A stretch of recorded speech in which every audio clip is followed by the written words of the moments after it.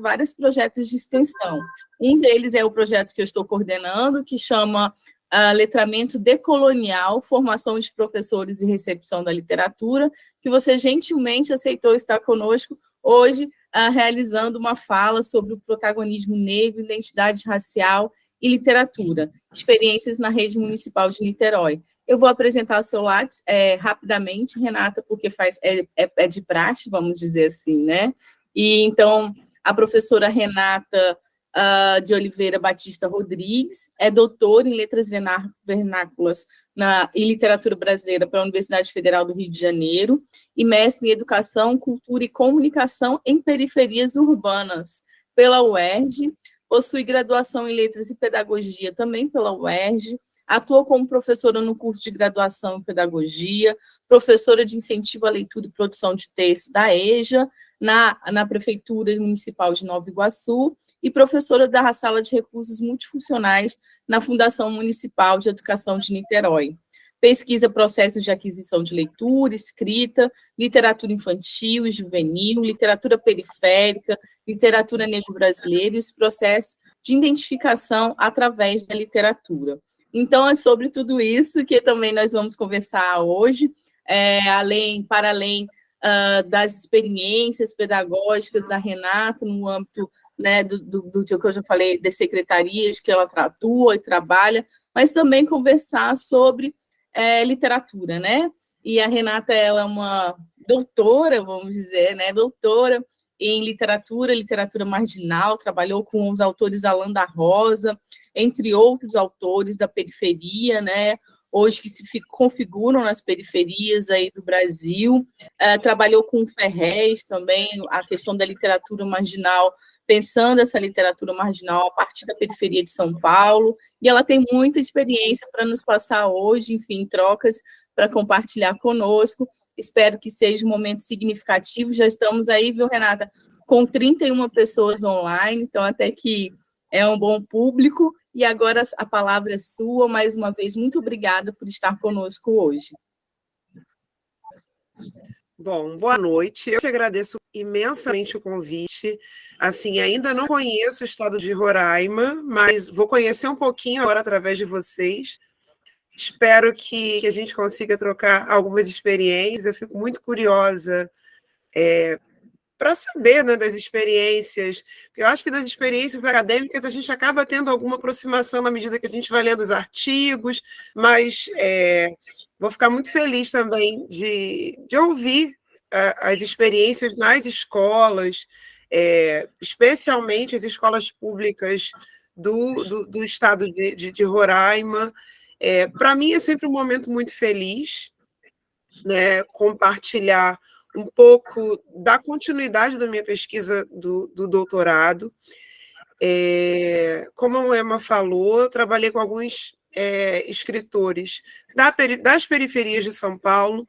No mestrado, eu comecei a me aproximar um pouco mais da escrita do Ferrez, e no doutorado eu acabei me dedicando à escrita do Alain da Rosa, tanto que o título da tese foi Sopro Literário, As Ventaneiras, Sopro Literário de Alain da Rosa, As Ventaneiras Distribuindo o Sensível, porque eu trabalhei um pouco com o conceito de partilha do sensível de Jacques Rancière na escrita de Alain da Rosa, que escreve para literatura infanto-juvenil, escreve poemas, escreve alguns contos, e na medida que a minha pesquisa foi avançando no doutorado, em nenhum momento eu deixei de permanecer na educação básica dentro da escola, então era sempre muito viva essa ideia de articular o que academicamente eu vinha pesquisando, que nasceu mais de um desejo muito pessoal do que da prática na escola, mas as experiências foram se tocando, foram se encontrando, e acabei desenvolvendo alguns trabalhos na escola. Os abebés que eu vou mostrar agora, que são os espelhos, seriam para o momento de apresentação, mas como já fui apresentada, eu acho que ao longo dessa experiência que eu vou compartilhar com vocês vão saber um pouquinho mais de outras atividades que eu realizo. Eu acho que só uma que a Moema não atualizou, porque eu acho que eu não atualizei ainda no Lattes, que é a atividade especialmente que deu origem a essa comunicação, que vou apresentar na Abralic também, que é essa atividade intitulada Protagonismo Negro, Identidade Racial e Literatura, que é uma atividade realizada dentro da Fundação Municipal de Educação de Niterói, em que eu visito algumas escolas, além da escola em que eu estou lotada, com esse trabalho de implementação, digamos assim, da Lei 10.639, que mais adiante eu vou falar com vocês mais um pouquinho. Mas eu acho que a Moema lembrar bem de onde viemos e por quem ela foi orientada, acho que eu não vou conseguir iniciar uma atividade sem a nossa famosa epígrafe. E eu escolhi a epígrafe da minha tese porque eu acho que ela se conecta muito com o que a gente vai conversar hoje, né? Eu tive um professor que, infelizmente, não foi o meu orientador, mas é muito presente nas nossas atividades ainda hoje, embora não esteja mais nesse plano, mas muito presente nas nossas pesquisas, nas nossas referências, e ele sempre foi muito apaixonado, entre outras coisas, por uma boa epígrafe. E, embora não tenhamos estudado, né, oficialmente na mesma instituição, porque na PUC eu fui aluna extraordinária, eu acho que isso eu trouxe do Renato Cordeiro comigo. E esse poema, que para a gente começar a refletir e pensar as coisas que vamos conversar hoje sobre a escola, ele se chama Enfoque Subjetivo, e ele é de um poeta paulistano que ainda não conheço pessoalmente, mas, curiosamente, ele frequenta algumas rodas de samba aqui no Rio, que eu frequento também. Eu acho que esse contato, né, é bem interessante, acho que essa coisa da gente entender o poeta, o escritor próximo do nosso contato, palpável, gostando das mesmas coisas que a gente gosta, eu acho isso muito interessante e é um pouco do trabalho que eu tento levar para as crianças. Em Enfoque Subjetivo, a gente tem o seguinte: manchei de preto a página branca, quebrando as barreiras invisíveis.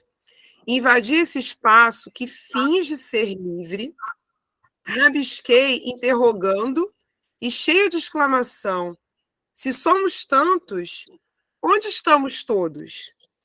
Entre parênteses, e cheio de reticências, colchetes tranca revolta em garrancho. Página branca oprime letras pretas, para não deixar de ser rascunho e ter sempre dentro de si um ponto final. Akins Quinter, que é um poeta paulistano. Eu gosto muito desse texto porque ele entra muito em contato com o que eu entendo que foi o momento que eu me entendi como pesquisadora. Embora tenha sido o momento que eu me entendi como pesquisadora, mas tenha tomado consciência disso anos depois, eu vou passar um pouquinho para frente, que a gente tenta fazer uma ordem bacana, mas nunca consegue, né? Sempre algumas ideias vêm um pouco à frente, né? Eu acho que oficialmente a gente se torna pesquisador quando a gente chega dentro da universidade, né? Porque a gente articula ensino, pesquisa e extensão. Só que como a gente entra muito novinho, nem sempre. Eu entrei na faculdade com 17 anos, eu não tinha essa dimensão. Mas eu fiz letras português e literaturas na UERJ, Universidade do Estado do Rio de Janeiro, no campus da cidade que eu nasci, inclusive, que é uma cidade da região metropolitana que se chama São Gonçalo. E assim, acho que no quarto período, já com 19 anos, numa aula de literatura brasileira 3, se eu não me engano, o professor Armando Gens, que hoje também é professor da UFRJ, ele deixou esse livro com essa capa sobre a mesa, Capão Pecado, que é uma edição que já não é, você só encontra em sebo, exatamente, por mais que a gente não tenha a identidade da criança revelada, é uma criança com uma arma na mão, naquele determinado momento gerou uma certa polêmica, mas o que me chamou a atenção nessa edição é o que está escrito bem na parte inferior. Eu não sei se para vocês fica muito visível, que é a participação de Mano Brown. Foi assim, para mim foi um momento muito surpreendente, mesmo já estando praticamente 2 anos dentro da universidade, embora aquilo não fizesse muito parte do meu contexto, porque boa parte dos meus amigos não tinha entrado na universidade naquele momento, e nem todos, não fui a primeira da minha família a entrar na universidade, mas não era algo muito comum, então não era muito... Eu vivia a universidade dentro da universidade. Fora dela, o que acontecia com as minhas outras conexões, com os meus amigos, dos pagodes ou dos bailes, isso não era levado porque não era a realidade daquelas pessoas. E, num determinado momento, quando eu dou de cara com um professor com um livro sobre a mesa, com a participação do Mano Brown, que era alguém que eu já conhecia e já apreciava desde o ensino médio, porque sempre fui muito fã dos Racionais MCs. Eu não sei se todos conhecem, mas o Mano Brown, digamos assim, é o líder do Racionais MCs, e eu não entendi a participação dele na escrita desse livro. E aí eu nunca vou esquecer desse dia. Eu lembro que o Armando ficava me perguntando quem era Mano Brown, e eu perguntando para o Armando quem era o Ferrez, porque quem escreveu Capão Pecado foi o Ferrez. Mais tarde eu fui entender que tinha uma relação de amizade com o Mano Brown, que também era do Capão Redondo, né? O nome do livro é Capão Pecado, e se passa a história se passa basicamente na Zona Sul de São Paulo, essencialmente no Capão Redondo. Eu fui entender essa relação. Essa edição, especialmente, ela é entre cada capítulo, é entrecortado com alguns dizeres do Mano Brown e de outros da cena hip hop daquela época. Isso devia ser 2001, 2002. Então, assim, eu acho que naquele momento foi muita surpresa. Eu lembro que eu comecei a guardar tudo, procurei algumas coisas, mas coloquei numa gavetinha, porque pensar em mestrado e doutorado naquela época, mesmo dentro da universidade, eu nem sei se eu sabia o que era isso. Mas eu sei que chamou muito a minha atenção. Eu lembro que não era um livro que a gente leria não era um dos livros que a gente leria naquele semestre. Eu lembro que naquele semestre a gente assistiu, não tinha lido ainda, mas a gente assistiu Cidade de Deus. Era um momento, assim, nos anos 2000, que essa coisa da periferia estava muito em voga, estava muito em alta, estava em discussão, e o Armando estava com o livro porque ele estava lendo para preparar uma atividade no outro semestre para a turma que viria adiante. Aí tudo que eu falava do Mano Brown, ele anotava.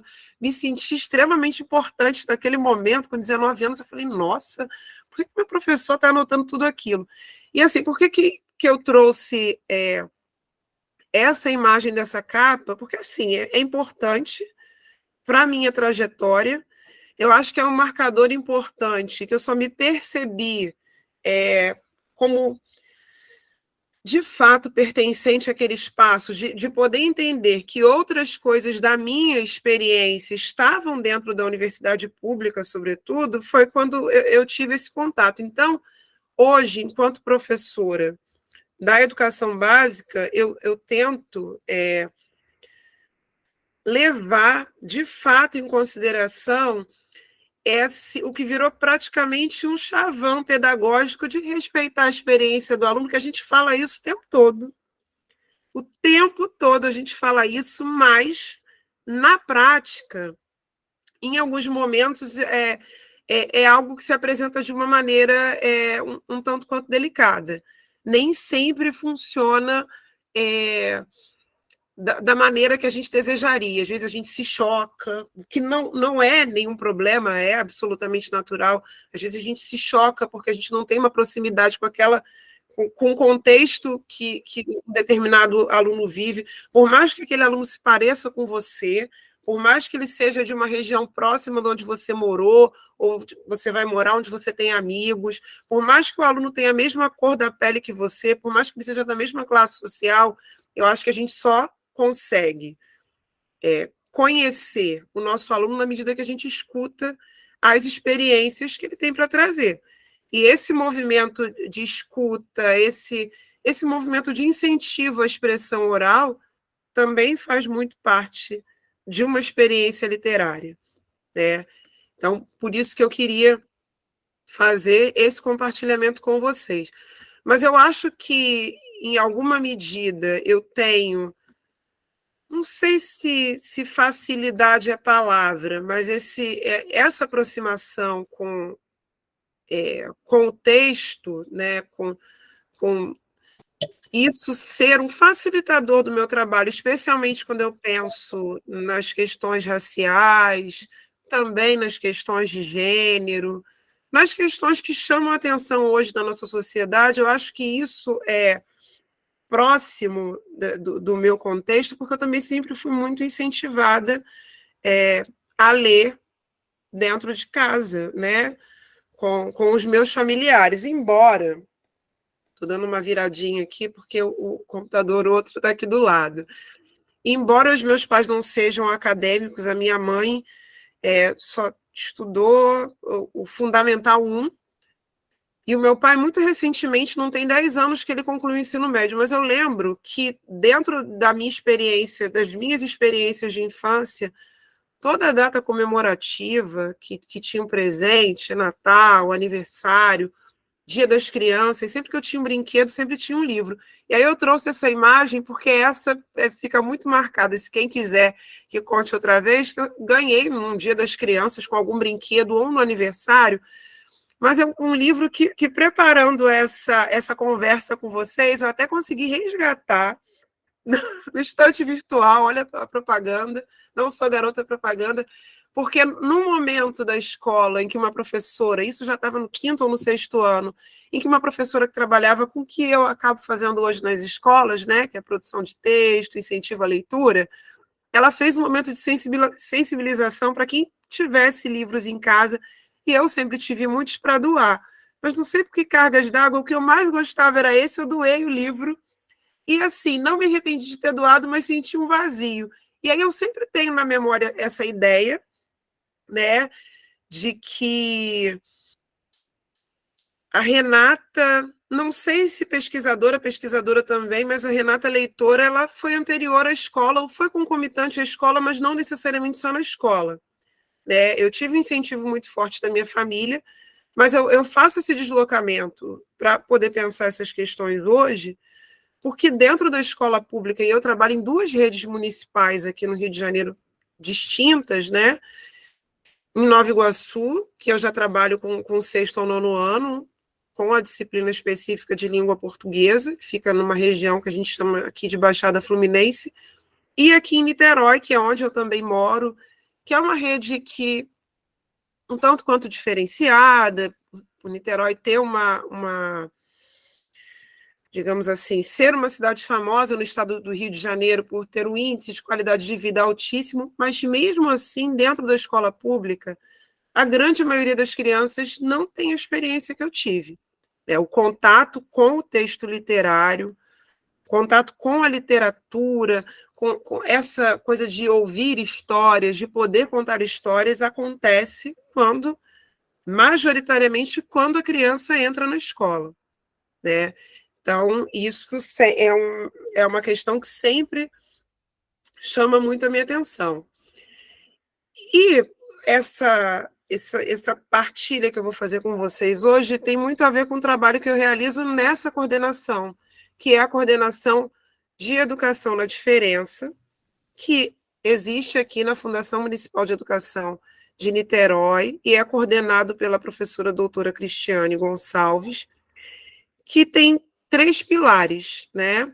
Que é uma educação antirracista, uma educação para as relações de gênero e o pluralismo religioso.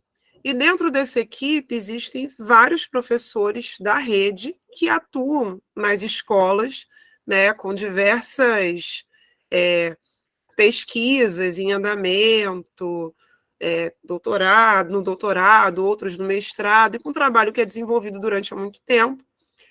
E eu, por volta de junho, julho do ano passado, eu fui convidada pela Cristiane para realizar esse trabalho em função das pesquisas do mestrado e do doutorado e de um trabalho anterior que eu realizava numa das escolas da rede, que era uma disciplina para as crianças do 1º ao 5º ano, chamada Produção Textual e Leitura, que acontecia dentro de uma sala que nós criamos nessa unidade, na Escola Municipal Anísio Teixeira, chamado Sala de Formação do Leitor, e que nós batizamos essa Sala de Formação do Leitor, né, que hoje já é chamada Sala de Formação da Leitora e do Leitor, mas naquele momento era a Sala de Formação do Leitor apenas, que nós batizamos Dandara dos Palmares.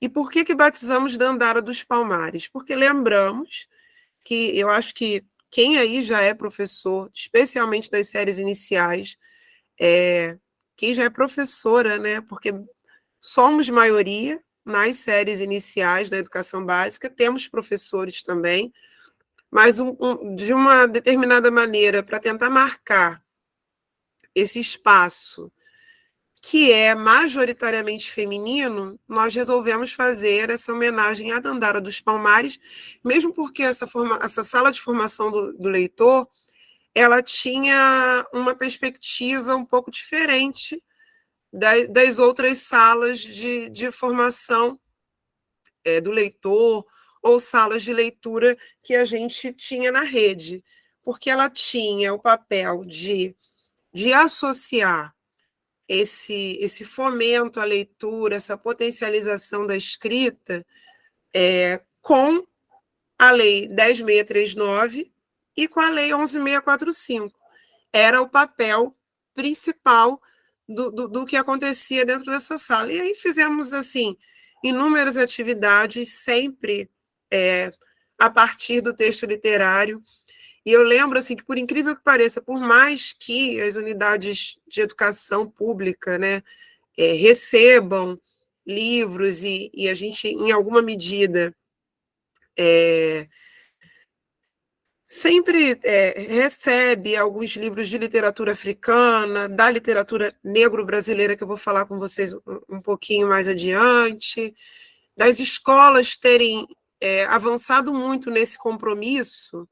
O acervo de literatura em que as crianças podem observar pessoas parecidas com elas, ou parecidas com os familiares, ou com os amigos, ou com vizinhos, ou com grande parte do povo brasileiro, esse acervo ainda era muito pequeno. Então, por mais que a sala tivesse muitos livros, a gente tentava colocar um destaque para a literatura indígena, para a literatura negra, e essa atividade era desenvolvida nesse espaço, mas em articulação com outras atividades da escola, porque era uma escola também muito engajada, né? Mas no ano de 2019 eu acabei, né, mudando para uma outra unidade, e esse trabalho também acabou ficando um pouco adormecido, eu acho que um pouco pelo que a gente viveu em 2018 e nos últimos 5 anos, né?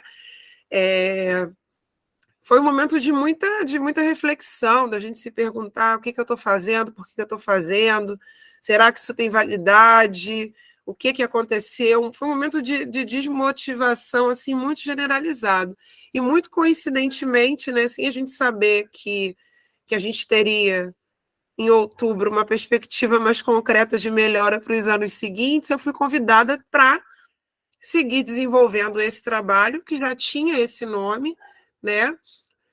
Protagonismo negro, identidade racial e literatura, para que eu desenvolvesse esse trabalho representando a Fundação Municipal de Educação de Niterói, mas de uma maneira itinerante. Eu costumo dizer que eu, Renata, sou a sala de formação da leitora e do leitor itinerante por toda a rede, né?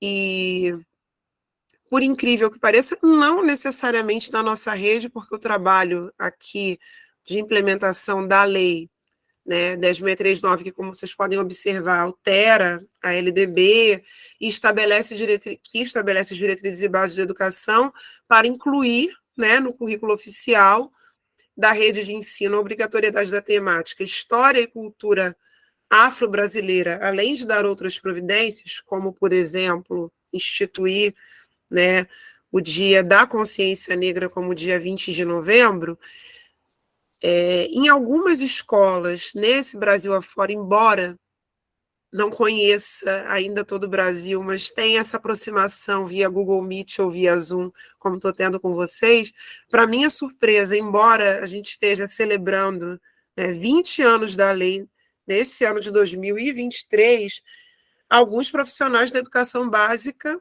não a conhecem, e eu posso dizer para vocês que em 2003, foi meu último ano, né? Então, no segundo semestre de 2003, foi o ano que eu concluí a minha graduação em letras, e dentro de uma universidade pública, eu também não ouvi falar nada sobre essa movimentação. Então, eu costumo, como professora da educação básica, não é proteger a escola, porque eu entendo que nós, enquanto professores, independente da instituição que estivermos vinculados, nós somos pesquisadores, né? A gente não espera só as redes de ensino promoverem as formações, mas a gente também busca, né?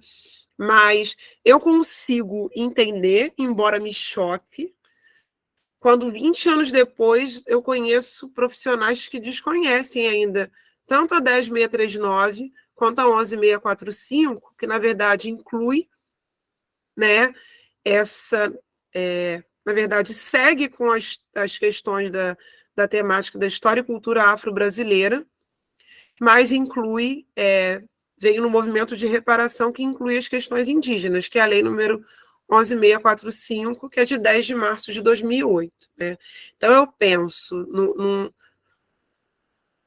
movimento tão importante, né, num movimento legal tão importante de 2003, se dentro da universidade pública, pelo menos a que eu estava inserida, se a discussão não foi tão forte, tão potente, a ponto de professores em formação não estarem se apropriando da discussão, não é de se estranhar que hoje, 20 anos depois, a gente ainda consiga observar algumas lacunas nas formações e nos profissionais que estão chegando dentro das escolas. Mas eu trouxe a lei para vocês, eu não trouxe a lei, mas na verdade estou mencionando um pouco para trazer a dimensão do que acontece nesse trabalho com a CEDIF. Embora existam outros componentes nessa coordenação da educação na diferença, o meu trabalho, que no final vou apresentar para vocês algumas imagens, contempla essa atividade. Eu trabalho basicamente com o compartilhamento de histórias, né? Não necessariamente sempre só da literatura infantil ou juvenil. Eu acho importante também compartilho as obras de Conceição Evaristo, vocês vão ver algumas imagens. Quando eu trabalho com grupos de sexto, sétimo, oitavo ano, eu dou alguma olhada em alguns contos, em alguns poemas e compartilho. Faço questão de mostrar quem é a escritora, quem é aquela pessoa, e algumas crianças perguntam, eu faço questão de dizer que parece comigo, né? E algumas crianças concordam, com um olhar desconfiado. Então, nesse trabalho de literatura, né, em que eu compartilho algumas histórias, obviamente, muitas histórias infantis, sim, mas eu acho importante também localizar alguns escritores importantes na literatura brasileira, para que essas crianças também tenham consciência, porque eu também passei por uma faculdade de letras sem saber que Machado de Assis era um homem preto, né? Então, eu sempre, não sei se consigo, né, mas eu tento dar um tom de que não é novidade, né? A representação preta ou indígena na literatura, indígenas escrevendo, pessoas pretas escrevendo. Eu tento, sempre que possível, trazer para a compreensão, né, aquele questionamento lá da nossa epígrafe. Se somos tantos, onde estamos todos? Né? Eu faço questão de trazer para as crianças, obviamente, com uma outra abordagem, né, especialmente quando são muito pequenos, essa ideia de que somos invisibilizados, né, de que não estamos agora na cena literária. Eu acho que sempre estivemos, né? E quem me ajuda muito a construir, né, quem tem me ajudado a construir esse entendimento, né, embora ele trabalhe com o conceito, embora ele seja criador do conceito de literatura negro-brasileira, que é esse moço que aparece na foto, que é o Kuti, e o livro dele aparece do lado, mas também tenho aqui comigo, porque em algum momento eu vou ler algumas partes para vocês. É um livro bem pequenininho, literatura negro-brasileira, que eu fui conhecer, pasmem, logo no final, né? Bem no finalzinho do doutorado, é aquele momento que a gente não quer conhecer mais nada, conhece, fica, meu Deus, como é que eu escrevi praticamente toda a minha tese sem conhecer o CUT, e aí a gente repensa um monte de coisa, aí chega aquele momento de desespero, ai meu Deus, não vai dar tempo, mas eu preciso, não tenho como seguir sem chegar no CUT, né? Eu trouxe esse... Eu acho que essa frase do CUT é muito potente e eu sempre levo para as crianças em algum momento de uma outra maneira, porque ele fala o seguinte, e a literatura é poder, poder de convencimento, de alimentar o imaginário, fonte inspiradora do pensamento e da ação. E aí tem um livro que está aqui, eu sempre esqueço de pegar. Eu lembro que quando eu era dessa sala de formação do leitor, na Andara dos Palmares, né, enquanto professora, criança surpreende muito a gente, né? E aí uma criança, o Matheus, eu nunca vou esquecer, porque ele me deu esse livro aqui de presente, Sou Negro, que quem escreveu foi Nildo Lage, eu não conhecia. Né? E eu, né, sempre nesse trabalho, trazendo curta-metragem, histórias em que os personagens eram pretos, o Matheus olhou para mim e falou assim, ai, tia, mas todo dia você só fala de gente preta, toda hora, você não cansa. Aí eu falei assim, poxa, Matheus, mas eu acho que só eu falo, né? Porque você ouve muito isso, assim, não, só eu assim, né? Não estou supervalorizando, não. Aprendo com outras pessoas também, mas para aquele momento, falei, mas quem mais você escuta falando disso o tempo todo, que você está assim, tão de saco cheio? Ele ficou assim, colocou a mão na cabeça. Aí eu aproveitei e perguntei, porque o CUT ele fala, né? Dessa coisa da disponibilidade.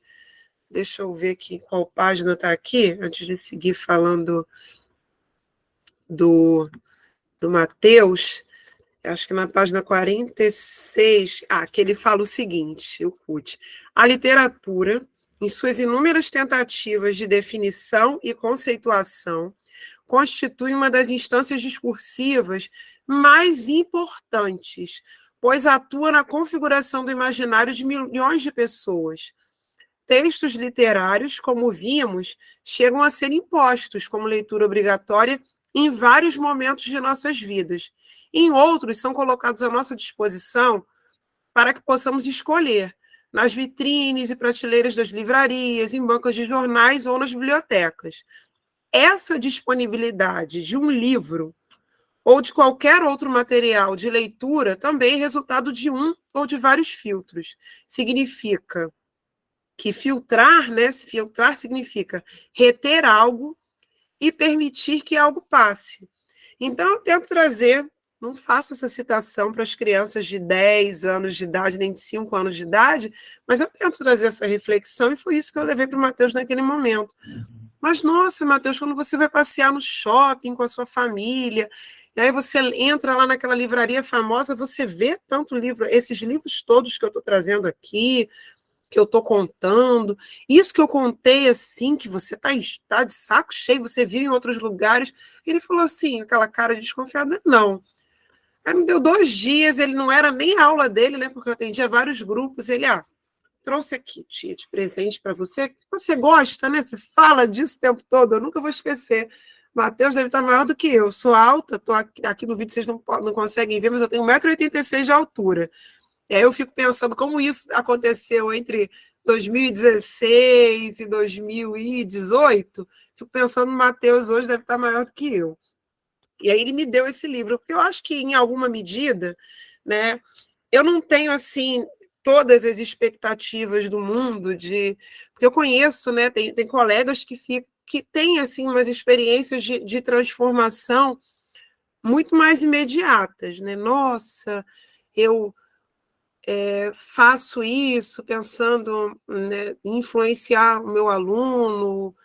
Eu não sou tão otimista quanto essas experiências, porque assim, a minha própria experiência com literatura, eu fui conhecer o Ferrez, sei lá, em 2001, em 2002, e eu entrei no mestrado em 2012, né? E ao longo, acho que de 2012 para cá, que eu venho pensando essas questões. Não necessariamente tudo isso vai ser tão imediato. Eu acho que é importante eu penso que é muito importante a gente lançando, né, essas sementes que vai chegar em algum momento, né, da trajetória dessas crianças que vão querer levar essa pesquisa ou esse entendimento adiante ou não, mas eu acho que em algum momento gera uma reflexão. Eu vejo muitas amigas, acho que a Moema, quando me conheceu, eu ainda não usava o meu cabelo crespo, o meu cabelo natural, porque a primeira disciplina que eu fiz na PUC foi em 2013 com o Renato e com o Beto. Não sei se foi nessa época que nos encontramos, e desde então eu sempre permaneço na PUC.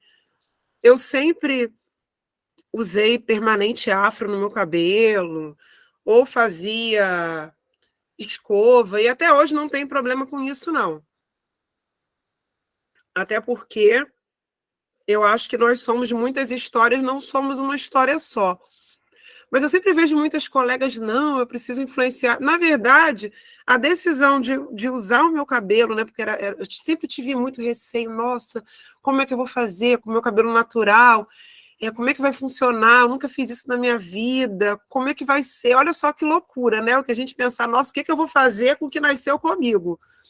E aí eu comecei a notar que as minhas crianças, especialmente nessa sala de formação do leitor, tinham, assim, os meninos implicavam com as meninas porque elas usavam esse elástico que a gente usa, que a gente chama de afropuff.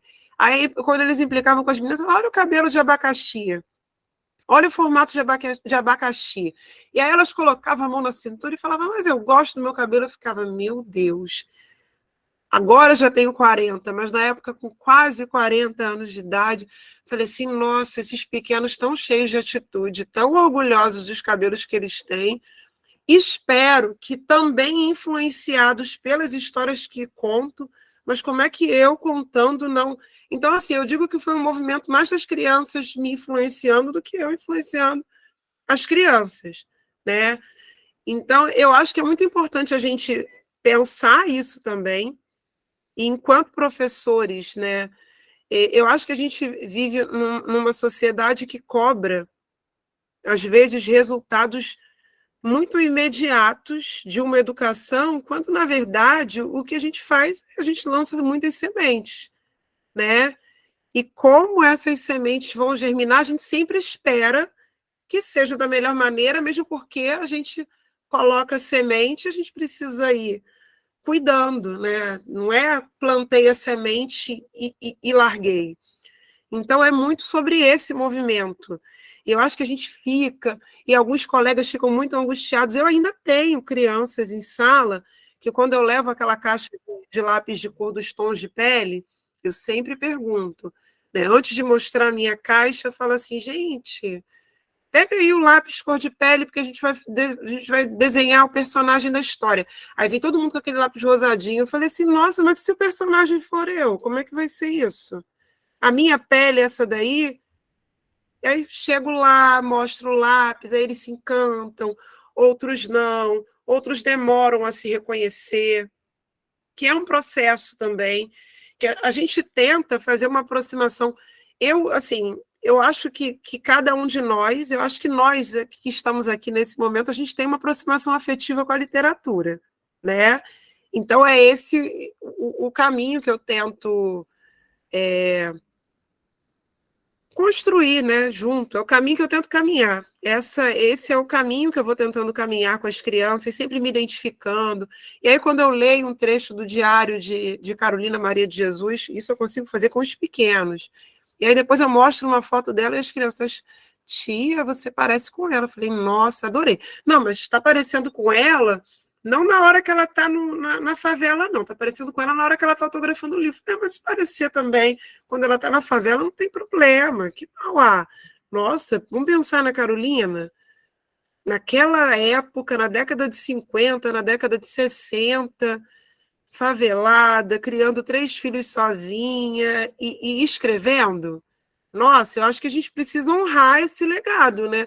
Porque diante de uma situação tão complicada, quis estudar e não pôde continuar, ela escreveu, imagina a gente que pode, que tem essa escola toda. Então, assim, é sempre nesse sentido, né, que eu tento construir e pensar. A literatura negro-brasileira de CUT me ajudou a repensar a literatura, porque é um pouco sobre isso também, o que a gente está oferecendo, o que está disponível, o que as nossas crianças têm acesso, o que elas vão entender como belo.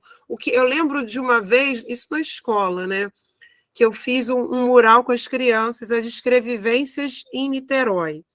Cada um escrevia um bilhetinho dizendo o que fez no final de semana. Aí eu fui no McDonald's, eu fui na casa da minha avó, eu fiz isso, eu fiz aquilo. E aí fui lá, montamos aquele mural, e aí eu fiz questão de colocar uma foto gigante da Conceição do lado, falar assim, olha só, quem nos cedeu esse conceito, né, de escrevivência, e falei com as crianças, falei, olha, a gente não encontra no dicionário ainda, mas quem trouxe para a gente essa ideia foi essa moça aqui, ela é doutora em literatura, é escritora, ela também já foi professora, como eu sou professora. Teve estranhamento. Algumas crianças, embora, apesar de todo esse trabalho, olhavam, mas ela escreve, nossa, uma senhora negra com blecão grisalho, né? Então são várias questões, uma mulher negra, idosa, as crianças, né, ficaram assim, e eu perguntava por quê, e ninguém me respondeu por quê. Não, ela é escritora. E a escola ficava perto ainda do campus do Gragoatá, da UF. Eu falava, olha, o doutorado ela fez aqui. Não lembro, na verdade, se foi o mestrado ou o doutorado, porque teve um que foi na PUC e outro que foi na UF, né? Então, é nesse movimento.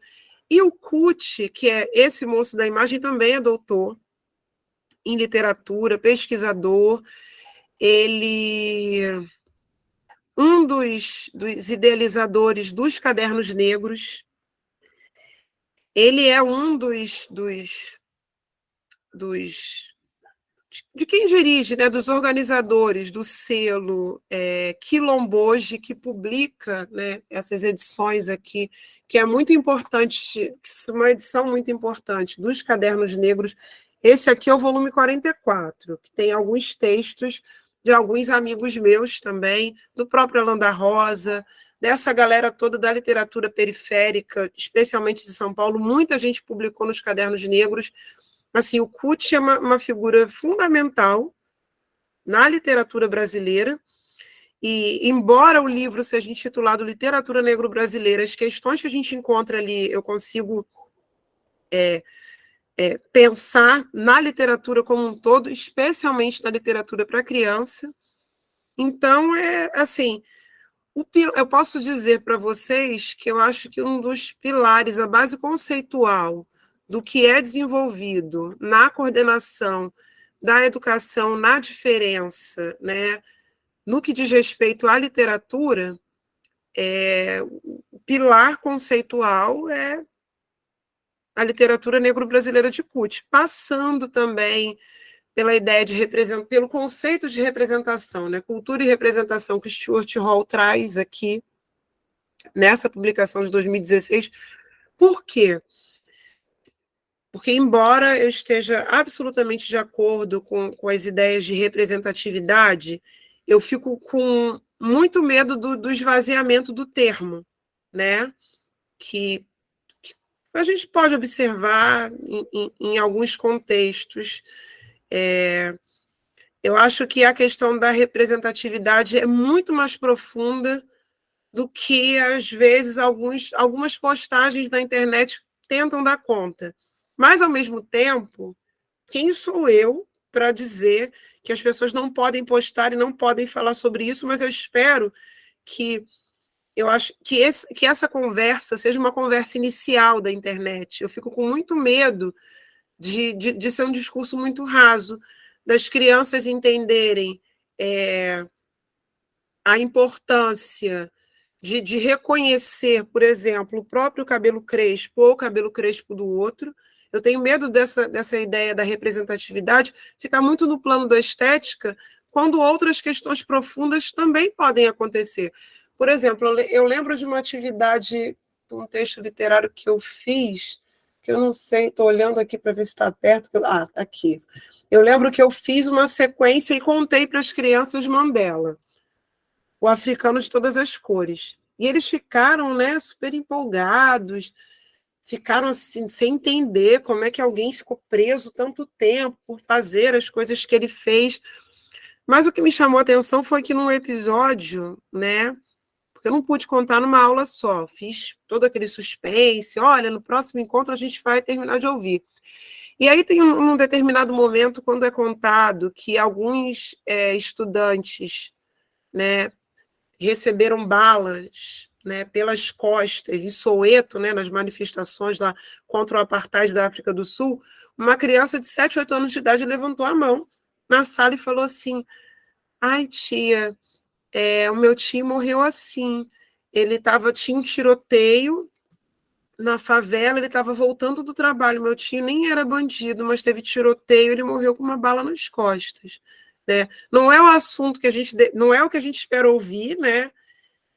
Eu fiquei espantada na hora, não consegui elaborar muito bem, foi difícil seguir, mas é bom para a gente ter uma dimensão também que as nossas crianças elas não estão alheias ao que está acontecendo no mundo.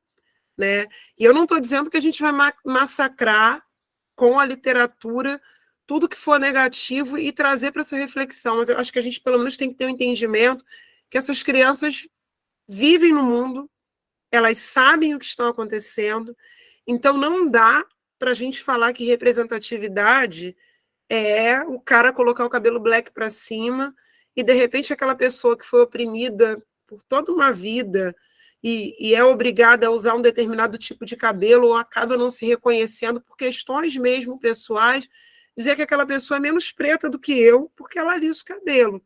Eu acho que isso é muito delicado. E, às vezes, eu acho que o discurso da representatividade ele bate tão forte em questões estéticas. Tem gente que esteticamente é muito preto, mas teoricamente nem tanto, né? E quem sou eu para julgar, para avaliar? Então é importante a gente reconhecer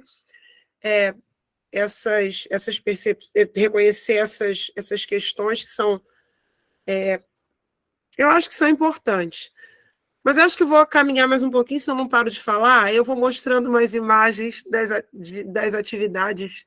Essas atividades aconteceram a partir de agosto de 2022, não tenho imagem aqui das atividades na época da sala de formação do leitor, e aí vou comentando com vocês algumas coisas que foram acontecendo, que foram interessantes. Se alguém tiver alguma coisa para partilhar e quiser falar também, sinta-se à vontade. Não sei se foi ainda. Se tiver... Se alguém quiser falar, fique à vontade, mas no final a gente abre também para o debate. Mas se alguém quiser interromper, se sentir motivado também, fique à vontade. Aqui, quando eu falo de Carolina, né, com as crianças, normalmente eu levo... Eu não sei se vocês conhecem o curta O Papel e o Mar, do Luiz Antônio Pilar. Tem 13 minutinhos. Né? Tá disponível no YouTube. As crianças se divertem assistindo. Eu trabalho com esse curta desde de criança do primeiro ano até as crianças do nono, os adolescentes do 8º, 9º ano. É um curta bem pequenininho, chamado Papel e o Mar, que foi gravado pouco antes de 2000, foi lançado em 2010, né? É ambientado em 1958, mas foi gravado nos anos 2000 aqui na Praça 15, perto da Estação das Barcas, e narra o encontro fictício de Carolina Maria de Jesus e João Cândido, o Almirante Negro. Por isso o papel e o mar, porque o papel, né, instrumentos de Carolina, que tanto foi catadora, e dos papéis que ela recolhia, e esses papéis em branco que ela identificava, ela separava para poder escrever, porque ela sempre gostou de escrever, e o mar, que foi onde o João Cândido foi o herói da Marinha brasileira, né? Que liderando a revolta da Chibata, conta essa história para as crianças, e aí nesse curta de 13 minutos mostra o encontro fictício entre os dois, é muito bonitinho. Então eles têm a oportunidade de ver Carolina Maria de Jesus falando, e aí eu tenho essa biografia que é para criança. Por vezes eu conto a biografia, ou quando eu não conto, eu leio o cordel, que está aqui, nas Heroínas Negras Brasileiras em 15 Cordéis, porque o cordel é muito divertido, ele fala de várias mulheres negras brasileiras, Antonieta de Barros, e aqui tem a Carolina Maria de Jesus. O cordel tem aquela pegada, né, mais divertida, e conta a história de Carolina, fala de quarto de despejo, fala de casa de alvenaria, e como essa ideia, esse gênero, né, textual, diário, está muito próximo da realidade das crianças, né?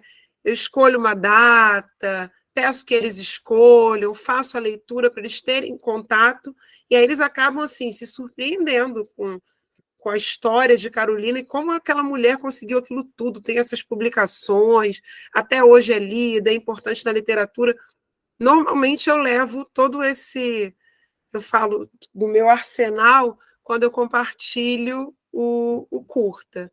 Aqui já são os maiores, uma das escolas da rede, essa acho que é a Escola Municipal Santos Dumont.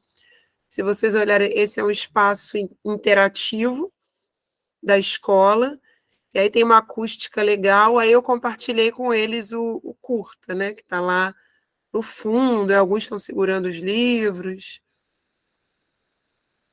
Esse foi um outro grupo. Se foi uma atividade, eu conheci, né, a história de Esperança Garcia muito recentemente, né, que fez a primeira petição do Brasil, né? E aí chama Quando a Escrava Esperança Garcia escreveu uma carta. Esse livro é da Sônia Rosa. Essa atividade eu levei para uma escola municipal João Brasil, né? Que conta a história da Esperança Garcia, que foi escravizada, separada dos filhos por conta daquelas situações da escravidão, e ela, como teve uma mudança de um governante lá específico, e ela, por ser católica, né, ela tinha sido catequizada, aí foi alfabetizada na igreja, ela conseguia escrever as cartas, e ela escreveu justificando, porque que ela, quando ela foi separada dos filhos, acho que eram 3, né, e aí cada um ficou para um lado, aí ela fez esse registro, ela fez uma carta explicando por que ela precisava crescer perto dos filhos dela, que não era justo ela criar, ela não tinha problema nenhum em amamentar lá os filhos do senhor dos escravos, dos escravizados, mas ela precisava da família dela por perto. E esse é um documento, né, interessante, aí eu fico me perguntando, no passado teve toda aquela pompa com o coração do imperador que trouxeram para cá, por que não trouxeram a carta de Esperança Garcia, que está em Portugal, no museu? Esse documento está no Museu Português, né? Seria muito mais simbólico. Né? Eu acho que esse ano, se a gente tiver um movimento parecido, né, a gente pode tentar na Abralic falar com a Aniele Franco para dar essa ideia. Em vez de trazer coração do colonizador, a gente pode trazer essa carta para ficar em território brasileiro, né? E aí contei, né, essa história para as crianças. E assim, nem toda atividade que eu faço é necessariamente, isso é muito clichê, né? Responda essas perguntas, ou faça um desenho sobre isso. Mas eu sempre tenho lápis colorido, lápis dos tons de pele, lápis para escrever e folha em branco para quem se sentir à vontade se expressar da maneira que desejar. Normalmente o desenho sempre vence, né? Mas tem alguns que fazem a opção de escrever um texto, deixo sempre isso muito livre. E sempre que conto a história, sempre eles têm essa oportunidade no momento de sentarem juntos para poder ler o livro. Eu acho esse momento importante. Eu lembro que isso em 2007, eu já era recém-graduada, ainda não era professora, eu fiz um curso pelo Colégio de Aplicação da UERJ de práticas alfabetizadoras, porque eu tinha um pânico, eu falei assim, gente, eu passo num concurso, chego numa escola, não vou saber alfabetizar uma criança, como é que eu vou fazer isso? Eu lembro que eu sempre tive muito cuidado com os livros, né? E aí, na época, minha sobrinha, que hoje faz engenharia química aqui na UF, tem 19 anos, ela tinha 3, 4 anos de idade. Ela sempre mexeu nos meus livros, às vezes eu ficava com o coração na mão. Eu lembro que uma das professoras do curso falou: não, a criança tem que mexer no livro. Vai rasgar? Vai rasgar. Mas ela só vai aprender que não pode rasgar no dia que rasgar, a gente disser, não pode. Faz com cuidado, faz assim. Criança precisa fazer esse movimento, precisa folhear. Aí eu tenho um livro que é meio rasgadinho até hoje, que foi daquela época, mas depois nunca mais ela rasgou nenhum outro livro. Então, eu tenho muito isso também, né? O livro não é o bem precioso do professor e nem tem que ficar trancado em biblioteca. A gente sabe que biblioteca de escola, às vezes, vira um calabouço dos livros, né?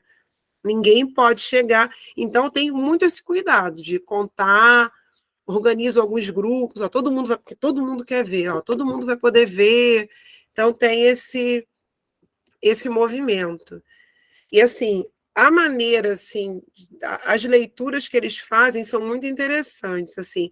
Essa menina, especificamente, me chamou muita atenção. A menina do 7º ano, acho que tem 12 ou 13 anos, esse desenho é dela, né? Esse traço é dela, ela fazendo na hora, acho que ela faz um curso de desenho.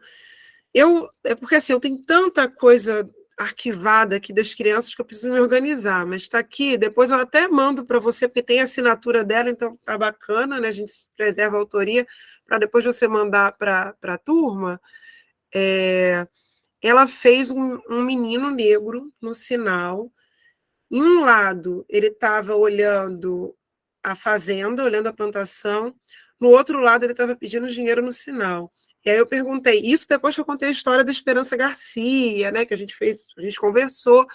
Aí eu falei assim, nossa, que interessante, como é que você chegou a essa conclusão? Ai, professora, aí já é 7º ano, não fala tia mais, né? Ah, professora, é que a gente olha, o mundo dá tanta volta, tanta coisa acontece, mas a gente vê que muita coisa não mudou. Naquela época era escravizado na fazenda, agora ele é escravizado no sinal, porque se a gente olha esses meninos no sinal, uma menina de 12 anos, 13, não sei, do 7º ano, e esse traço, assim, tá lindo, assim, a ideia que a gente tem de fazer um livro com algumas imagens, com alguns textos, então, como tem a assinatura dela, não tem problema nenhum, eu compartilho depois o pronto para você ver, muito, muito interessante, assim. E aí eu comento do grupo, alguns registros, ainda nessa Escola Municipal João Brasil. Essa Escola Municipal José de Anchieta. Eu gosto desse registro porque eu fiz um café para chamar atenção, né? Porque era uma turma não sei se aí em Roraima também tem esse nome, uma turma de aceleração das aprendizagens, que é aquela turma que tem os alunos que estão mais velhos, que tem algumas questões de aprendizagem, ficaram reprovados durante muito tempo. Então, normalmente, eles são um pouco mais rebeldes. Né? Então, fiz toda aquela sensibilização. Fiz um café da manhã literário, aí ninguém faltou, né? Todo mundo participou. Tinha iogurte, pão, queijo, todo mundo se divertiu pra caramba. E aí eu levei os livros da Conceição Evaristo que eu tenho e escolhi um conto, Beijo na Face, de Olhos d'Água, que fala de uma turma de aceleração, os alunos têm 16, 17 anos, que tem, assim, implicitamente a história de uma mulher que sofre violência doméstica, né? A turma de correção de fluxo, né? Isso, legal. Legal, Osamar. E aí me chamou a atenção, e aí no final tem uma muito sutil também, mas um romance entre duas mulheres, essa uma mulher que escapa, né? Mas isso a gente manda para a pedagoga primeiro, olha, quero fazer essa leitura com esse grupo, a escola está de acordo, é sempre importante a gente ter esse cuidado, especialmente nos dias que estamos vivendo, né? E aí mandei, a pedagoga falou assim, beleza, essa turma era minha, era numa escola que eu trabalhava, não foi pela coordenação. Isso. E aí, o que me chamou a atenção foi uma das... A que está com o livro fechado, ela lê com muita dificuldade, tem 17 anos, já foi casada, e essa escola fica numa comunidade cheia de traficantes, a maioria dos namorados são traficantes. E essa menina eu já ouvi histórias, ela nunca falou isso para mim, mas ela tinha sofrido violência doméstica. Enquanto os meninos notaram, né, os meninos nessa idade, então, notaram que no final ela estava saindo do casamento e acabou se relacionando com uma outra mulher, mas tudo muito sutil, né? Eles têm. E aí as pessoas falam que as crianças têm dificuldade de interpretação, de leitura. Eu fiz a leitura com eles, fiz a cópia do texto, e entenderam, por mais que tenha sido muito sutil, tudo muito longe do funk explícito, que eu escuto, que eles escutam também, mas eles entenderam, os meninos fizeram muita gracinha. Essa menina que está com o livro sobre a mesa, fechado assim, eu até comprei o livro para ela e depois dei de presente. Ela lê com muita dificuldade, mas ela ficou ali. Ela chorava copiosamente. Por que ela chorava copiosamente, no meu entendimento? Porque ela entendeu o que é uma mulher sofrer violência do companheiro, embora eu tivesse 17 anos. E para mim foi muito simbólico, né? Porque Olhos d'Água faz essa referência, às lágrimas, de fato. E sem eu ter falado sobre isso para ela, eu acho que o texto literário tocou profundamente nesse sentido, né? Então, isso, assim, foi... Talvez ela não consiga elaborar isso agora, mas se ela conseguir pensar sobre isso daqui a 10 ou 20 anos, eu acho que já é muito interessante. Porque se a gente seguir plantando as sementes, a gente não vai esperar.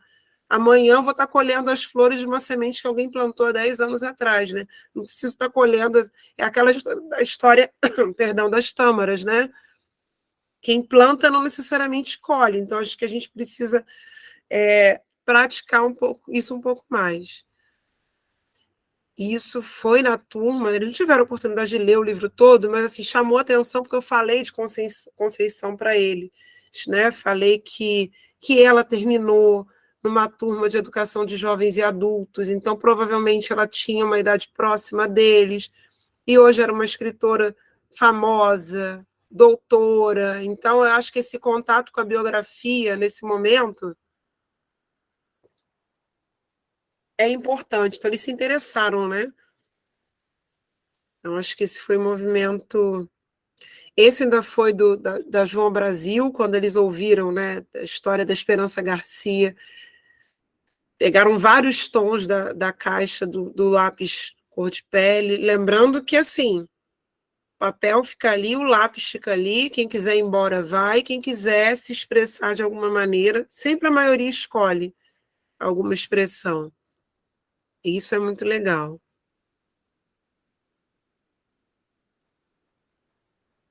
O Pequeno Príncipe Preto é uma história que é uma gracinha, e como as crianças interagem, né? Eu acho que é engraçado como as crianças interagem. Assim, na verdade, inicialmente era uma peça de teatro que o Rodrigo França criou, né? E ele mesmo transformou nessa história infantil. Mas é engraçado a sensibilidade da criança, quando eu começo a contar a história, todo mundo quer ser o Pequeno Príncipe, todo mundo quer sentar no trono, todo mundo quer fazer o personagem, né? Como essa dimensão do teatro não saiu. E aí eles gostaram muito, era uma turma muito amorosa, esse foi um pedido, eu pedi para eles fazerem um bilhetinho para o Pequeno Príncipe Preto. Era uma turma de terceiro ano, e aí eles fizeram alguns bilhetes, do tipo, quero ser seu amigo, algumas coisas nesse sentido. Esse livro, assim, uma escritora que eu gosto muito é a Kilsan de Oliveira. Não sei se vocês já conhecem. E também não sei como é essa relação com os penteados aí em Roraima, mas com que penteado eu vou, cada escola que eu vou tem uma reação diferente. Primeiro, deixa eu ver, não está aqui perto, eu sou tão bagunceira que eu devia ter... Ah, está aqui, achei. Eu devia ter deixado... Não está. Eu devia ter deixado mais pertinho, mas eu acho que eu tenho a imagem dele ali. Ele é legal, o que eu gosto... Ah, está aqui. O que eu gosto é porque, assim, quando a gente leva para os pequenos, eu acho que quem está em turma, assim, do primeiro, do segundo ano, que eles estão em processo de alfabetização, às vezes é difícil contar uma história, porque eles querem ficar lendo tudo, né? Eles querem mostrar que sabem ler, passa por cima, e assim, isso é o máximo. Como é que eu vou cortar isso? E aí essa história, né, que conta a história do avô, do bisavô das crianças, que é centenário.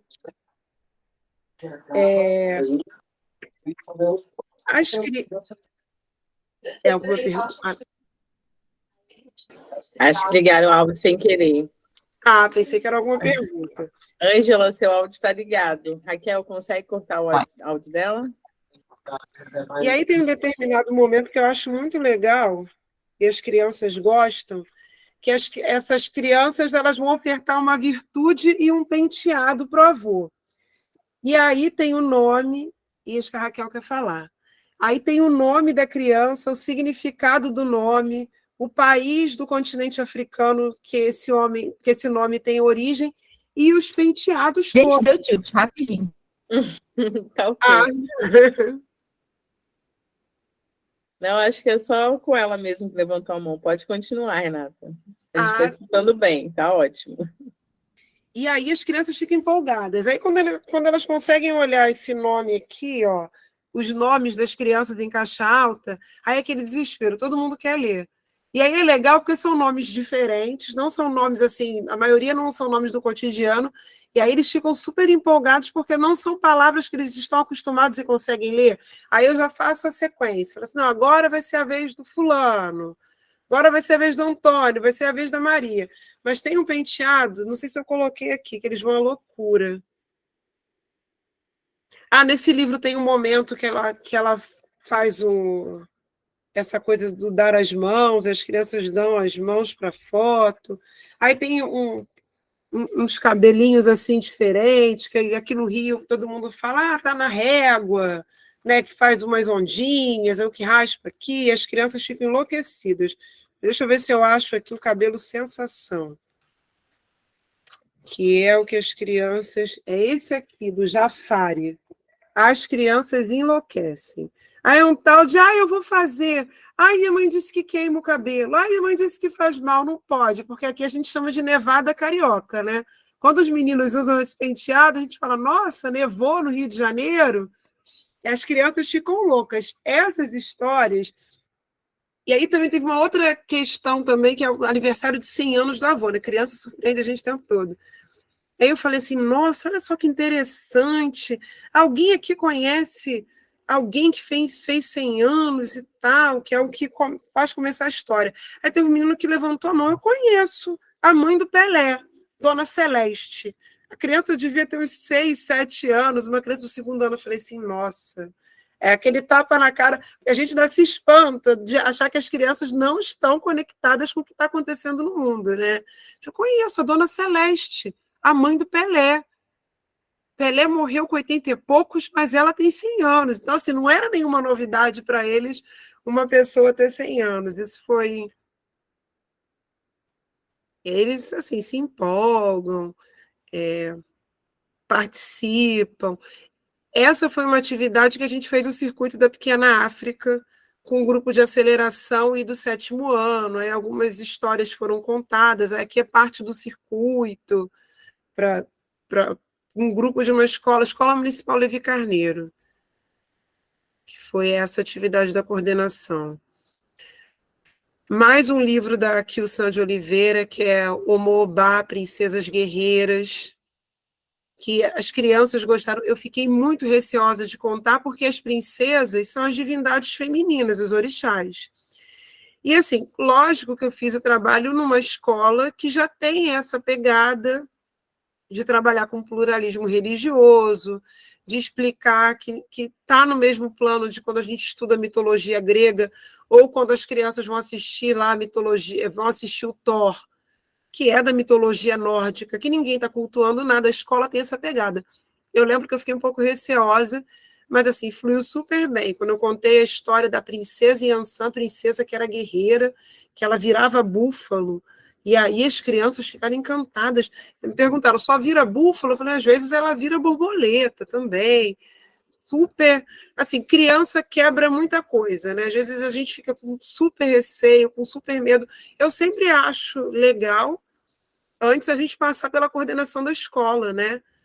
É horrível isso, porque eu acho que com todos os trabalhos deveria funcionar assim. Mas, especialmente nos tempos que a gente vive, eu acho que é importante a gente fundamentar, justificar, explicar, mostrar que está dentro de uma dimensão pedagógica, mostrar que está dentro da lei, mostrar que falar de religião não é catequizar, né? Religião é uma perspectiva da cultura, né? Ninguém se incomoda com coelho de chocolate, né? Eu lembro que eu participei uma vez de uma atividade aqui nessa escola. Já estou terminando, gente, 2 minutinhos termina. E eu lembro que a escola tinha por hábito entregar chocolate na Páscoa para as crianças. Eu nunca contestei, porque eu tenho sérios problemas em contestar o fazer pedagógico do outro, mas eu gosto de dialogar. E aí o projeto da escola, naquele ano, falava sobre a cidade de Niterói. E uma religião brasileira que nasceu na cidade de Niterói é a Umbanda. Então, fazia parte do projeto anual, eu pensei assim, olha, o que a gente pode fazer? Em setembro, a gente faz uma fala sobre, porque é importante, as crianças na aula de história estudam sobre a reforma protestante, nas aulas de literatura, elas têm acesso a algumas obras que estão dentro das igrejas e nem por isso todo mundo vai estar católico ou protestante. Então, falar que uma religião que nasceu no Brasil e na nossa cidade é importante, né? E aí eu falei assim, olha, a gente pode falar que a Umbanda nasceu aqui e eu não vou vir com um saquinho de São Cosme e São Damião. Não sei se existe essa tradição em Roraima de entrega de doces, não sei, tem também no 27 de setembro, né? Falei assim, eu acho que a gente não vai fazer isso aqui, mas eu acho que um símbolo, se na Páscoa a gente não compra o ovo de chocolate que vem de nós americanos, mas não tem o símbolo do chocolate, então acho que a gente pode entregar um doce falando, resgatando que é uma tradição religiosa que é da cultura brasileira. Nossa, não só não fizeram a entrega de doces, como a Páscoa da escola acabou. Então, tem gente que deve ter raiva de mim até hoje, deve ter achado que eu fiz isso para acabar com a Páscoa. Mas não foi para acabar com a Páscoa, foi para tensionar, porque eu acho que é importante discutir, né? Eu não sou contra falar de Páscoa na escola, eu acho que, inclusive, as crianças têm que saber que coelho não bota ovo, que o significado da Páscoa não é o chocolate, que isso é uma pegada comercial. Se a gente não discutir isso na escola, a gente vai discutir isso onde? Em casa a gente não vai discutir, em casa a gente vai dar o chocolate, a gente vai tirar foto e postar na rede social. Então, eu acho que é o momento, mas teve essa tensão. Aí foi quando eu contei essa história nessa escola das princesas guerreiras, teve a Ana Clara, que foi, não, a Clarice. A Clarice, ela desenhou, ela disse que a princesa dela tinha umas manchinhas na pele. E aí, pelo que a pegada que a escola tem, e como o das Princesas Guerreiras é um livro da Kilsan de Oliveira, assim como esse daqui, com qual penteado eu vou, eu acho que a menina fez fez um intertexto, sabe? Porque dentro das crianças... Eu não contei essa história lá, mas acho que alguém já deve ter contado. Uma das crianças tem vitiligo. E a imagem é muito clara. E aí, quando eu contei das princesas guerreiras, a criança, sem eu ter contado essa história lá, desenhou, vê que tem a coroazinha em cima, não, a minha princesa, ela tem aquelas manchas na pele, aí eu falei, o vitiligo. Aí foi uma associação que eu fiz, né? Não tive tempo ainda de perguntar se ela já conhecia a história. Foi uma turma de primeiro ano. E aí, nessa turma de primeiro ano, teve uns momentos tensos com lápis, que tinha criança com o meu tom de pele, olha ele aí, o Jafari. Tinha criança com o meu tom de pele que pegava outro lápis, que pegava tom mais claro. Aí, essa mocinha aí, quando me apresentei, outra coisa que eu não faço também, dizer você é preto, você é indígena, você é branco, cada um se apresenta. Se a criança da minha cor, ela está dizendo que ela é branca, ela vai dizer. Eu acho que o meu papel é me afirmar orgulhosamente como mulher negra que sou, para que as crianças se sintam encorajadas a falar. Essa eu não precisa nem falar. Eu sou preta, minha irmã é preta, minha mãe na minha casa todo mundo é preto e a gente é muito feliz assim. Tinha que ver, mostrando as tranças lilazes. Né? Tem criança que vem com... E eu acho que é importante também a gente entender e não julgar, porque se a gente fica dizendo que a criança... própria criança preta é racista com outra criança, isso não é verdade, porque racismo, assim, o racismo ele vem de uma estrutura. O que a criança preta, ela jamais pode ser racista. Ela pode ser preconceituosa, estou dizendo que ela vai ser boa, sempre. Ela pode ser preconceituosa, ela pode ser muitas coisas, né? Mas ela, na verdade, ela pode reproduzir o racismo que ela sofreu. E também é muito natural uma criança não querer ser preta quando ela observa que na sociedade as pessoas pretas são as que mais morrem, são as que ocupam os lugares de subalternidade. Então, a maneira mais urgente de fugir desse rótulo é dizer que não é. Então, a gente precisa ser o adulto dessa relação, né? Entender isso e até pensar também, porque na sala dos professores, diante de muitos colegas nossos, a gente vai passar por isso. Porque tem colega também que não se reconhece, que não gosta de falar. E aí, assim, eu já vivi esse momento de sair dessa postura da acusação. Eu ficava muito irritada quando eu vi uma pessoa preta dizendo que não era preta, dizendo que era qualquer coisa, moreninha ou clarinha.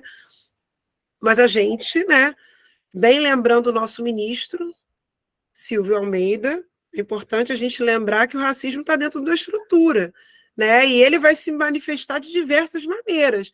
Orgulho de pertencimento, ele não nasce da pedra, né? Não vai nascer do nada, ele é uma construção. Então, as crianças se encantam, se divertem, conversam, perguntam. Elas, falei que conseguia. Aí eu coloquei no final as minhas referências, né? Eu acho que eu só esqueci de falar com vocês da Chimamanda, porque a Chimamanda, ela é uma referência. Acho que eu parei de compartilhar, né? Deixa eu ver se eu consigo aqui. Parar, interromper. Isso. Agora estamos aqui sem o compartilhamento. O que eu trago, assim, na minha experiência, daquele discurso da Chimamanda, né, esse aqui que virou livro, O Perigo de uma História Única, é exatamente isso, né, de reconhecer que existem outras histórias. A gente não tem como estar na casa de cada criança e saber como aquela identidade racial se construiu, se foi um processo doloroso, se está em construção, se a criança, se o menino ou se a menina faz parte de uma família interracial, como essa tensão se dá. Então, assim, são questões muito particulares, né? Eu acho que isso também dá um alívio, né, no nosso coração de achar, assim, que a escola não vai resolver tudo milagrosamente, muito menos a literatura vai resolver. Exatamente, Ângela. Agora que eu parei, que eu estou conseguindo ver, depois eu vou lendo as outras mensagens. Cada um com uma realidade que a gente precisa respeitar, tentar aprender com essa realidade e ir lançando as sementes, e caminhando, né, na medida que a gente pode. Então, acho que é basicamente isso. Deixar, eu falo muito. Acho que agora é melhor vocês falarem para eu ficar quietinha um pouquinho. Mais uma vez, muito obrigada. A gente ficaria aqui muito mais tempo escutando as suas experiências, que passou assim de uma maneira muito rápida, viu, Renato? Foram tantas experiências significativas que você nos apresentou hoje, que a gente estava aqui se deliciando, vamos dizer assim. Todos nós somos professores, ou os que aqui estão não são professores ainda, como eu lhe disse, estão em cursos de graduação, se tornando, estudando para se tornarem professores. Então, eu queria, antes de abrir para o debate, né, mais uma vez agradecer a Renata pelo cuidado com os slides, a preparação para essa apresentação, né, dizer que a sua apresentação, seus projetos e seu trabalho pedagógico, enfim, é incrível, que deixa também, ao mesmo tempo, a gente uma inquietação e uma angústia que a gente vem discutindo dentro da formação de professores, inclusive dentro da universidade, tá, Renata? Porque, por exemplo, a gente hoje, atualmente, eu estou vinculada na graduação ao curso de Educação do Campo. Recentemente, reformulamos o nosso projeto político-pedagógico e, a partir do próximo semestre, é que vamos ter uma disciplina específica para trabalhar africanidades, literatura e minorias sociais. Então, veja, 20 anos depois, o nosso curso é recente, né? O nosso curso aqui na universidade tem 13 anos, e no Brasil, de uma maneira geral, é bem recente, tem 15 anos. Mas, de qualquer maneira, a lei está aí posta há 20 anos. E aí a gente tem outros participantes, eu não sei se o Tiago, que é o nosso mestrando, o egresso da História, do curso de História aqui, se vai dar o depoimento dele, que ele também investigou isso, que no próprio curso de História não tinha uma disciplina específica para trabalhar com história, enfim, da África e trabalhar com essas questões. E quanto que a gente precisa mudar a formação de professores para também mudar a educação básica, porque se essas obras não são apresentadas nos cursos de graduação em letras, de pedagogia, nos cursos de formação de professores, vai ser muito difícil, né, dessa recepção também chegar nas escolas. Então, a gente vem fazendo muito essa discussão, então a sua fala foi incrível, Renata. A gente convida porque a gente já sabe que a pessoa vai falar o que é aquilo que a gente, né, de certa forma, já vem discutindo. Você reiterou muitas coisas que a gente vem colocando e trabalhando, enfim, não só nos meus aqui da graduação presentes, enfim, se identificaram com muitas questões que eu já pontuei, venho colocando, autores que eu apresento. Gostaria, antes de abrir para discussão, agradecer algumas pessoas. Uau, peraí, que sumiu aqui. Que estão presentes, como a professora Viviane Faria Lopes, que foi minha colega egressa na Universidade Estadual, quando eu trabalhei como professora substituta, antes de vir para cá, ela está conosco. Professora de letras, trabalha mais com linguística, mas está aqui conosco, muito obrigada. A Ronise, nossa aluna, que foi egressa do curso de Educação do Campo, agora está no mestrado em letras. Todos os alunos da Educação do Campo que estão aqui presentes. Estava aqui tentando ver, mas nem na hora não aparece o nome de todo mundo, tá? Enfim, o professor Alan da Letras, que também estava aqui conosco, e os demais. Muito obrigada, nós chegamos a 43 participantes, viu, Renata, durante a sua fala. Tivemos um bom público hoje, muitas pessoas de lugares diferentes, inclusive, estão aqui conosco, e eu gostaria de abrir para o debate, porque eu também gosto de falar muito, queria falar muitas experiências, adorei o mural da escrevivência com os alunos, é uma prática simples, que requer poucos recursos, né? E a gente pode mudar, sim, a nossa prática pedagógica, devemos fazer isso a todos os momentos, inclusive, e o quanto é importante também a formação continuada, né, para os professores, a gente vem discutindo isso também aqui.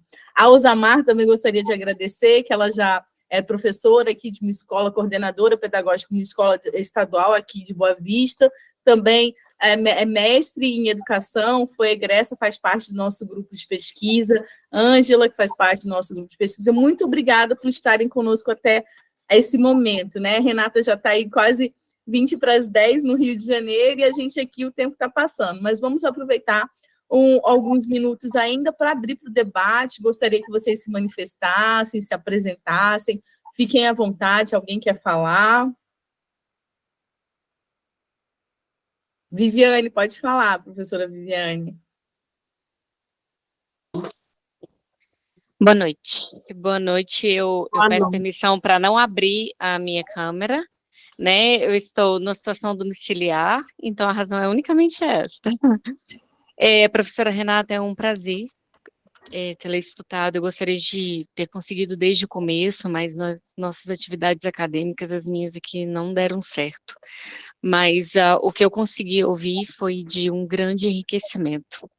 É uma alegria rever Moema, mesmo que virtualmente, né, como sempre, mas eu queria trazer, sim, não somente a alegria de ter escutado e aprendido com tudo que a professora Renata falou, mas fazer um comentário, né, enquanto você estava falando, eu fui sentindo alegria em muitos aspectos, tristeza em outros, que é o que acontece quando nós trazemos esse assunto.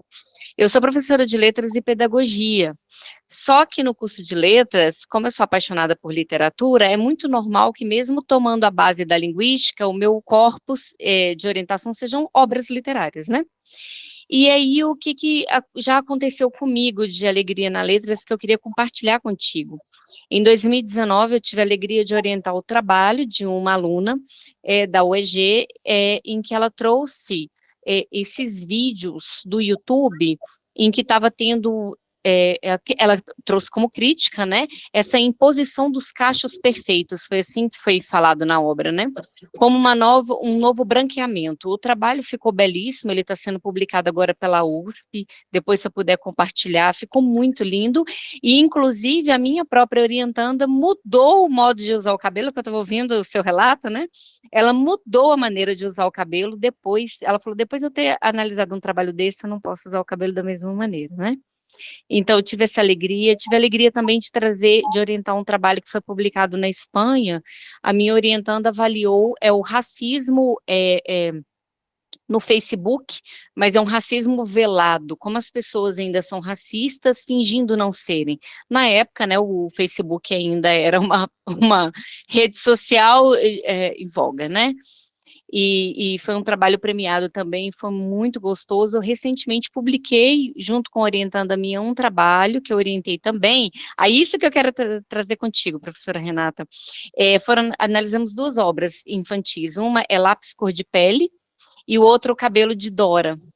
E foram livros maravilhosos, ela analisou os dois.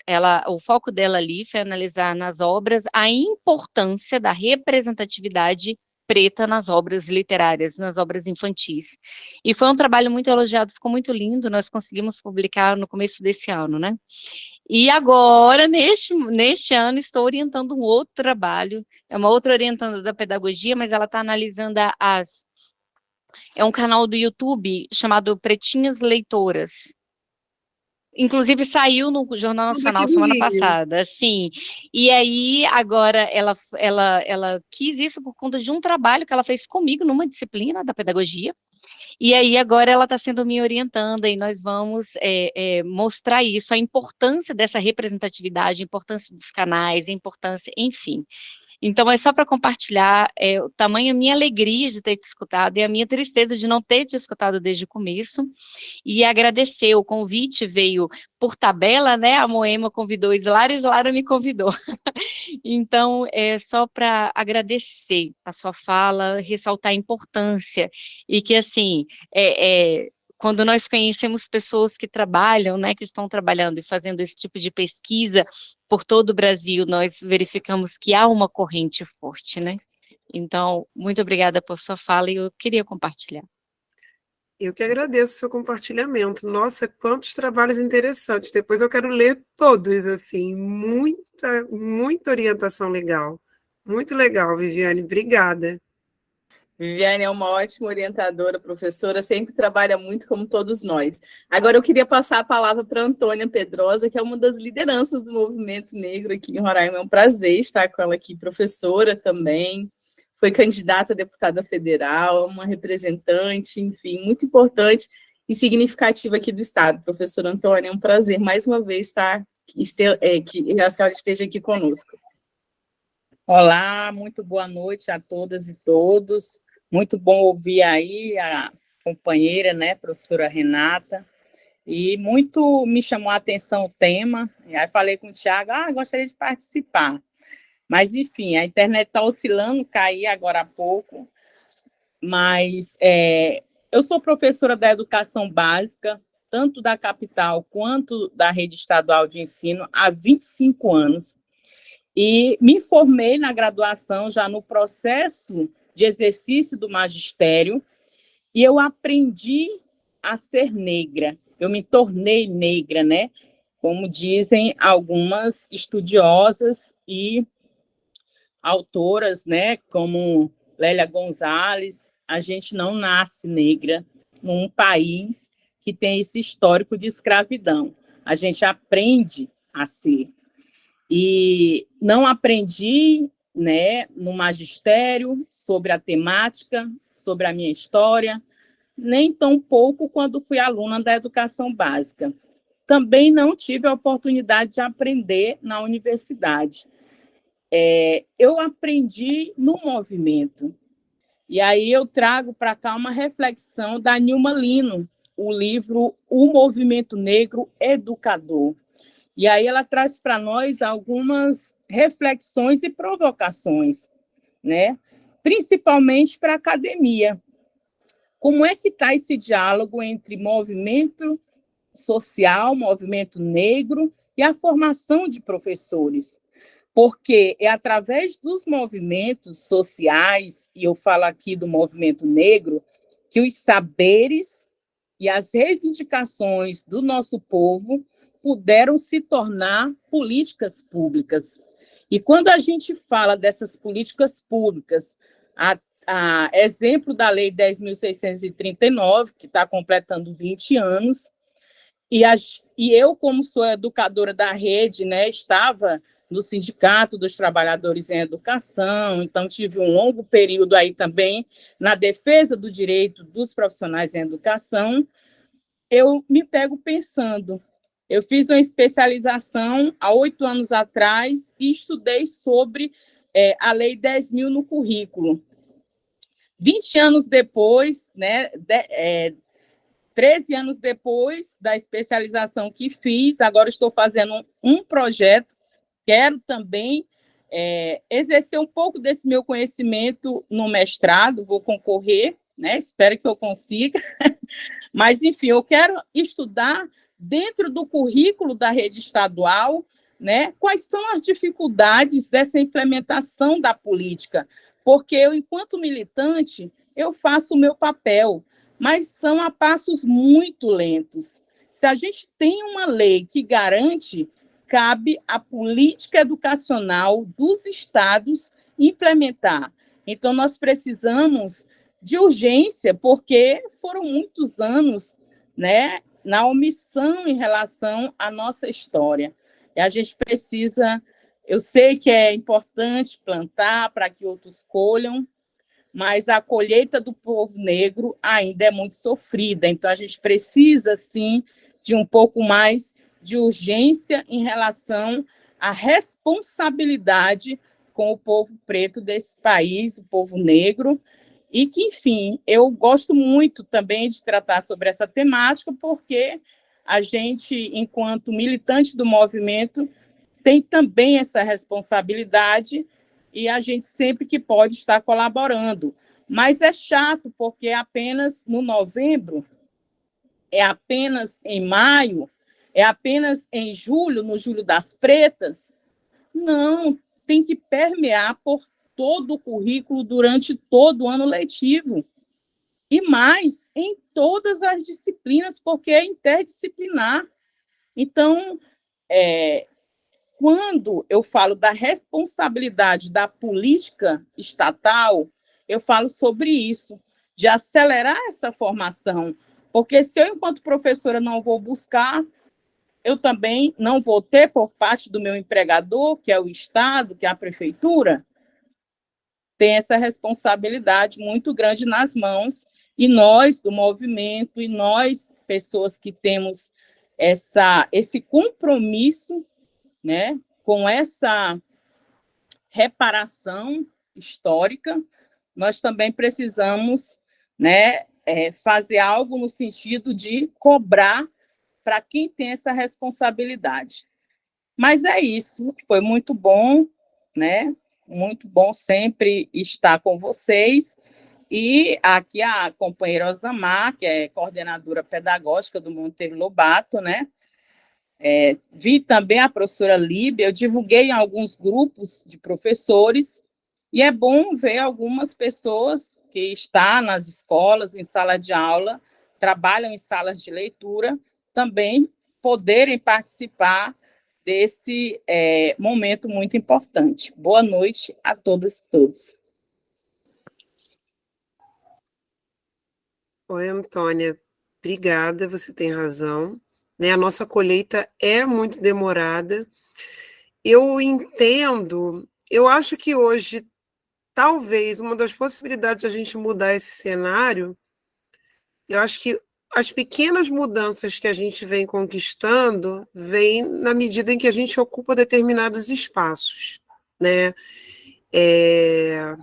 Eu acho que a história vai passar a contar algumas histórias que não são contadas quando nós, os silenciados, estivermos ocupando esse espaço, porque, assim, se eu não me engano, toda a discussão mais intensa em torno da criação literária de Monteiro Lobato, ela começou quando um doutorando da UNB, um homem negro, chegou para pesquisar. Então, é aquela história, é um assunto que interessa quem? Eu acho que deve interessar toda a sociedade, mas nos toca muito mais profundamente, né? Então, eu acho que enquanto não estivermos em igualdade nos espaços acadêmicos, muita coisa ainda não vai andar. É a sensação que eu tenho. Não que seja a academia que indita as regras, né? Como você bem falou, e eu também não passei por essa formação na academia. Curioso, né? A gente acaba conhecendo na militância. Boa parte das formações que eu tive relacionadas à lei 10.639 aqui no Rio aconteceram na casa do Jongo da Serrinha, no Morro da Serrinha.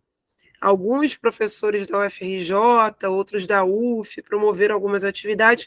É interessante, né, esse desemparedamento da universidade, sim, mas é importante também que esse desemparedamento não sirva só para quem está lá dentro, esteja em outros espaços para contar, que esse desemparedamento aconteça para que pessoas que estão usualmente fora possam entrar e partilhar também. Eu acho que um dos caminhos possíveis é esse, né? Muito bom, Renata. Intervenção aí muito significativa da professora Antônia. Muito obrigada mesmo pela participação, pela intervenção. E a gente precisa de projetos, né? Na pós-graduação, com essa temática, né? Com a sua proposta incrível, professora Antônia. Construa ela mesmo, estamos aguardando, né?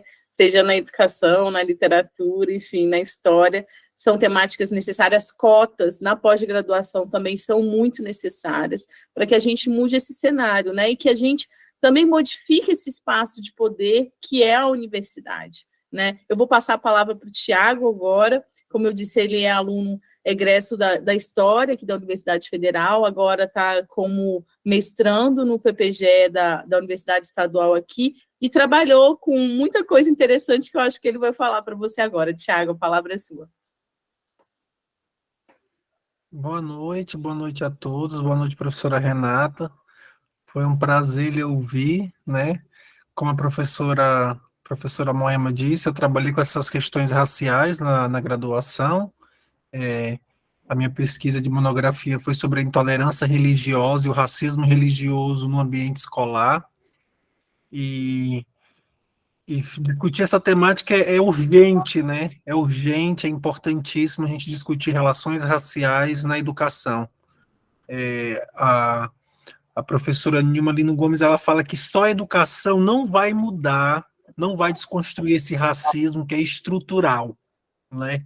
É utópico pensar isso, mas a educação também tem um papel importantíssimo nessa desconstrução desse racismo, né?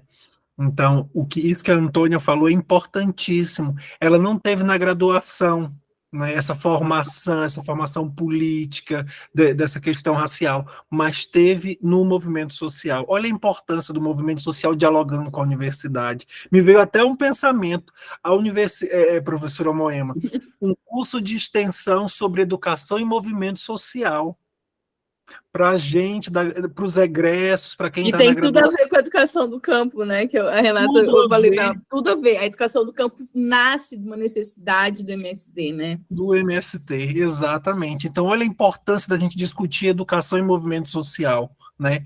Essa lei, depois de 20 anos, me formei ano passado na UFRR, não tive nenhuma disciplina na graduação que trabalhasse questões raciais, né? Então, como vai cobrar isso na educação básica se quem está formando não tem? E para concluir, para não tomar muito tempo da professora, eu queria perguntar à professora Renata, como é a recepção dos pais? Como os pais, se já teve alguma interferência dos pais dos seus alunos, ao perceber que a senhora trabalha essa questão negra, afro-brasileira, ou dos próprios colegas, porque infelizmente às vezes acontece até dos próprios colegas, né, professores, formadores, educadores, querer impedir ou criticar essa postura antirracista dentro da sala de aula. Então eu queria perguntar isso. Como, se já existiu algum pai, algum professor, algum diretor que teve alguma interferência nesse seu trabalho, que é brilhante, e eu espero que aconteça por muito tempo.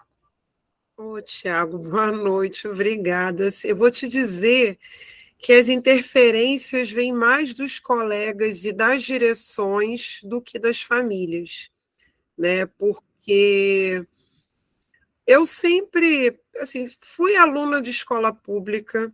Os alunos da escola pública, eles se parecem muito comigo, né? Então, eu acho que quando eu chego na escola, é uma identificação, assim, nunca cheguei a enfrentar maiores problemas, assim, a ponto de famílias, assim, de criança de família evangélica, quando eu contei lá das lendas de Dandara, da Jari de Arraes, em que todo o nascimento da Dandara dos Palmares é envolvido com essa questão dos orixás, falei o nome dos orixás, a ponto de falar isso para a criança, e a criança voltar e falar assim, minha avó era do candomblé, ela saiu.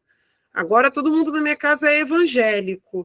Mas, assim, acho que a gente tem assim, um diálogo muito franco, muito aberto, e o problema não tem vindo das famílias, não, nem mesmo as mais pobres, as menos instruídas, assim. Tem uma mãe que, assim, ficou muito próxima, fui no aniversário de 15 anos com outras colegas de uma das alunas da escola, que quando eu contei aquela história do Mandela, por exemplo, ela disse que o filho ia todo dia recontando tudo em voz alta no ônibus, que todo mundo sabia da biografia de Nelson Mandela. E, assim, gostavam muito. Assim, o problema maior são com os colegas, né? Que acabam tendo medo, não interferindo muito, mas não compram muito a ideia de projetos maiores, de ampliação, né? de envolvimento. Direção, então, normalmente sempre tem muito medo, porque elas sabem que se tiver uma reclamação grande das famílias, que não é o que acontece, recai sobre essa possibilidade de uma reeleição, é isso que acontece. Atualmente, eu estou numa unidade municipal de educação infantil em que a gente não tem esse problema, né? Mas em grande parte da rede o problema vem dos colegas nas salas dos professores, ponto de, nesse final de semana, eu recebi um vídeo de uma colega da escola, do Instagram. A gente não sabe se tem alguma fundamentação, porque eu não cheguei a pesquisar ainda, de algumas cantigas infantis que têm relação com algumas cantigas da Umbanda. tipo A Barata Diz Que Tem, Sete Saias de Filó, várias cantigas. A colega falou assim, só estou compartilhando com você e com a outra colega, porque se eu compartilhar com fulana, que é da igreja, nunca mais vai cantar com as crianças. Então, às vezes, o embate... Eu gostaria muito que o embate fosse assim, mais potente. Não concordo, mas assim, é muito silencioso, que é pior. A pessoa prefere deixar de dar ovo de Páscoa do que problematizar a entrega do doce no Cosme e Damião, sabe?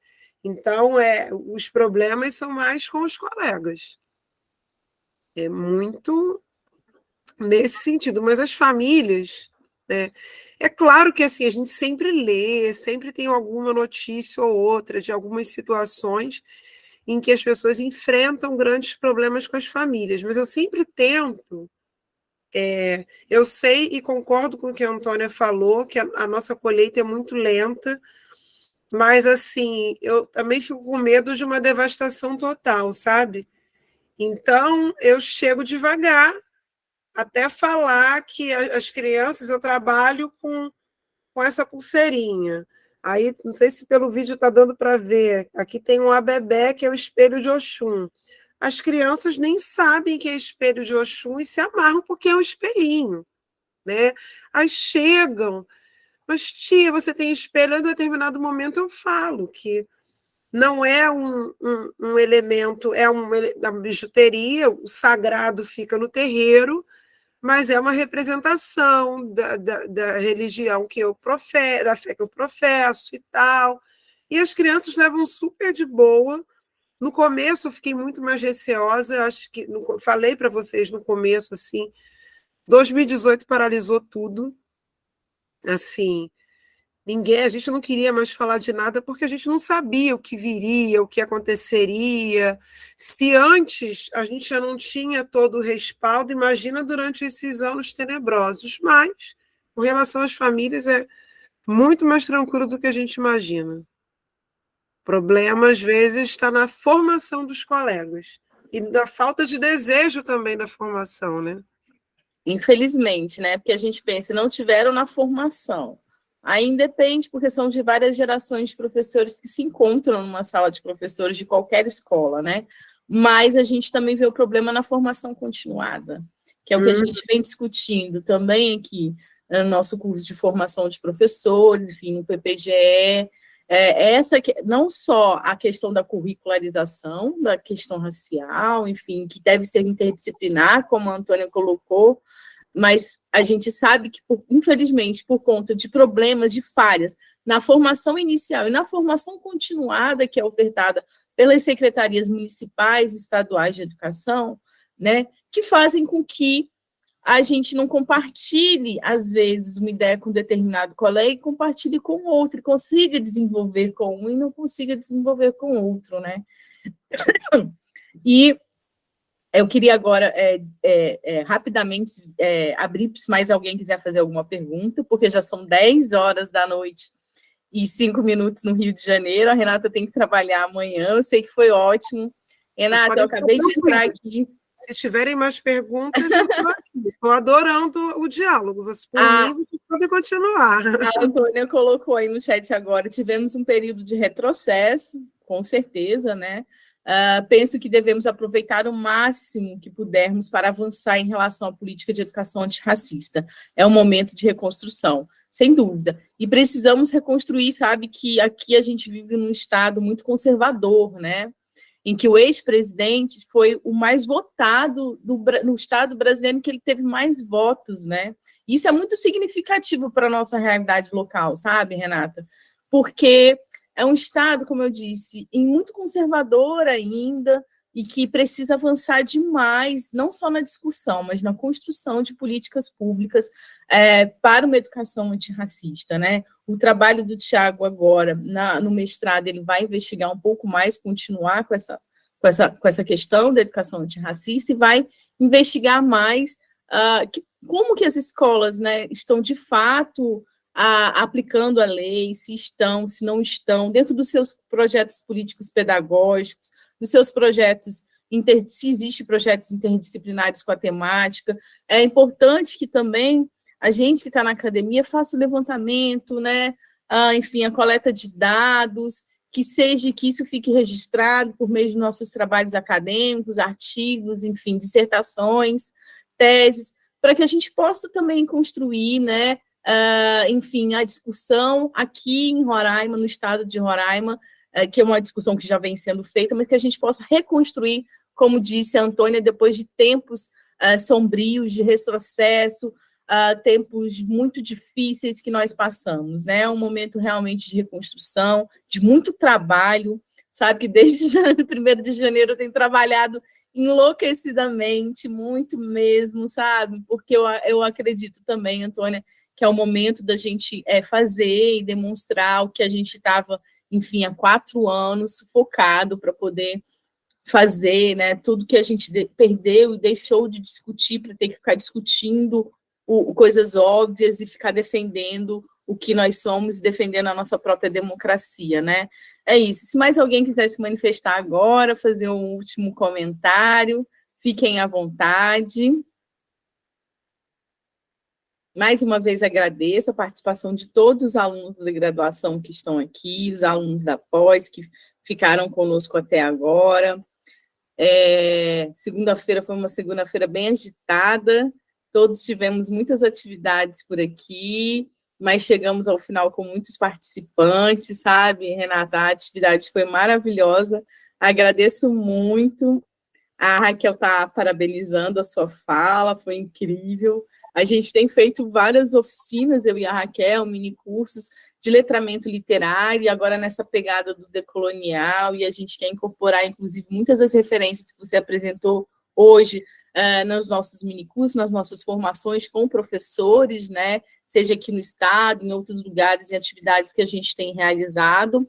Então, foi muito importante para o grupo de pesquisa. Muito obrigada, Viviane, também, por estar conosco, seus alunos da Universidade Estadual de Goiás, né? A Viviane está falando lá de divisa com Brasília e Goiás, porque ela dá aula em Formosa, que é uma cidade muito próxima a Brasília, onde eu trabalhei também, mas mora em Brasília, então a gente está dialogando aqui com pessoas também de vários lugares do Brasil.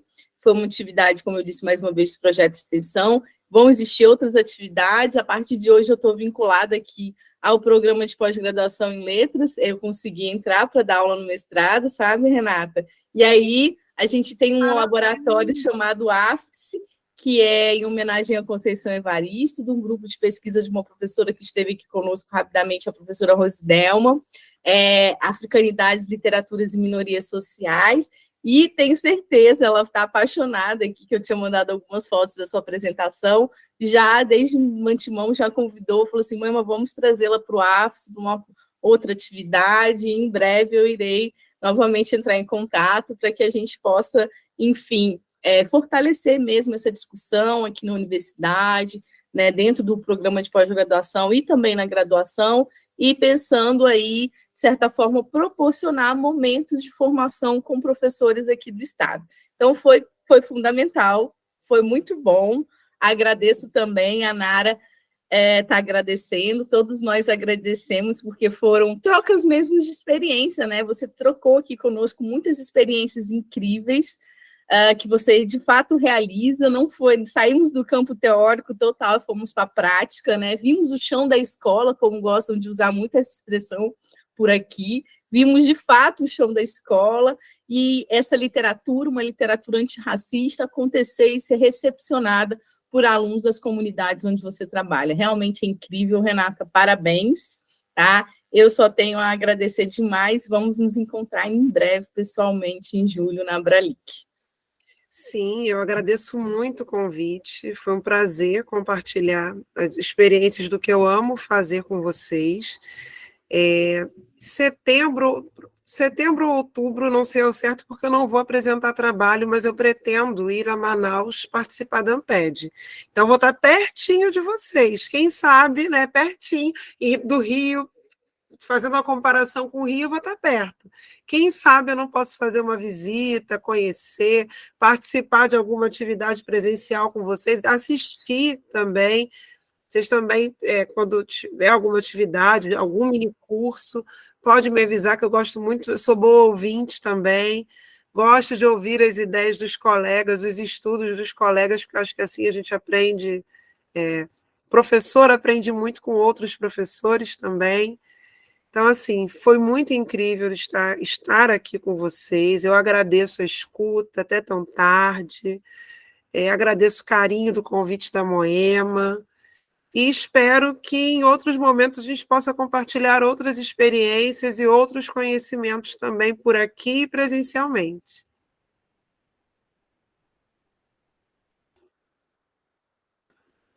Microfone fechado, Moema. Mais uma vez, então, boa noite a todos, a todas e a todos. Já está bem tarde, né? Obrigado por participarem. Quem não